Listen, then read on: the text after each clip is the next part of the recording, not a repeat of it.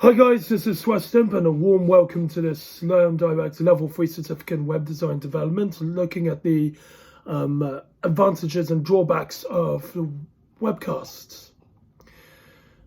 Main ingredient to a successful webcast can be achieved by getting to know your clients a little bit more than you normally would. Webcasts are very much an effective tool for building customer relationships and launching and advertising products by the main brand. Element 1, presentation. We all do not always dress how we want for the webcast. What you wear is all about you.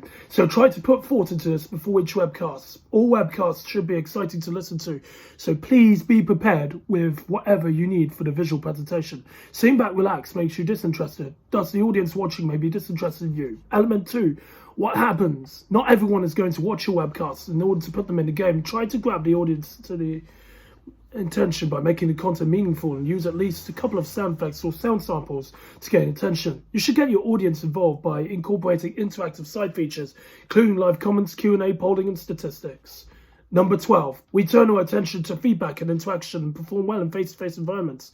When we perform better, we excel what we do. The digital age is very much in control. That's everything we do is electronic nowadays.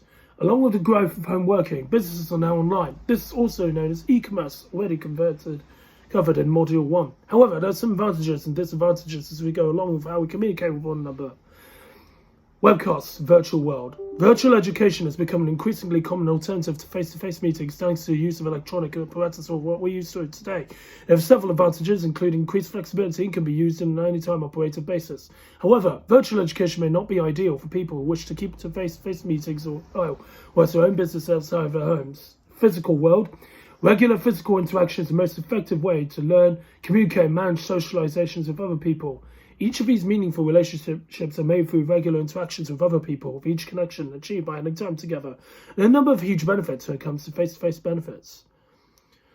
The main being dynamic relationships between you and the tutor. This can be achieved to some extent only virtually.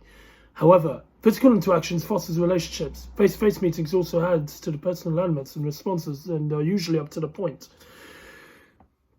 Disadvantages, however, are instances of miscommunication and misinterpretation, which you normally find in a virtual meeting. Another disadvantage is, while virtual and business meetings provide higher flexibility and convenience in people, face-to-face meetings may not be ideal for people who wish to use home working methods through virtual meeting supplies, which can offer at least some cohesion, portability as opposed to face-to-face meetings, whether you're in a different time place or not. Final one, technical issues and other problems. The internet has a world full of acronyms and long sensibly named objects. These can be frustrating to IT technicians when they need to converse to a new or undergraduate IT user. IT apprentices have unitized questions on how they would then deal with non-technical apprentices.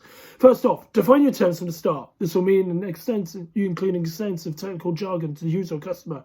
Try not to fall into a trap by using jargon. Instead, try to explain what type of impact a feature makes for them. If you're making a presentation, do not expect anyone to sit through the dry run of your presentation, because by then they will lose any interest and they ask them what they believe you'd said to them. You must try to answer all questions given in the presentation and cover all the basics used or bases covered in study materials. Make it clear and only give out more information when asked by your audience. Be humble, do not show yourself to others. In that case, you're the expert. Therefore, you need to explain the presentation to other members of the audience viewing your presentation. What you would want from the audience, they're your starting point. You're trying to impart information, or are you looking for action more than the audience does? These will depend on how you try to communicate via the audience.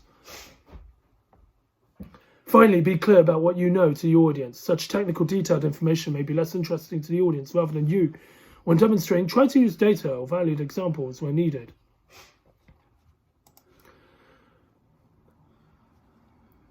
So now we've been able to conduct and understand webcasts and be able to communicate with non-technical audiences.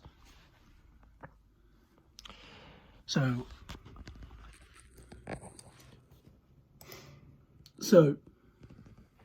that's the goal here, to incorporate every single piece of information given to non-technical audiences and how to communicate webcasts. This is SwestImp, stay cool, and we'll see you next time.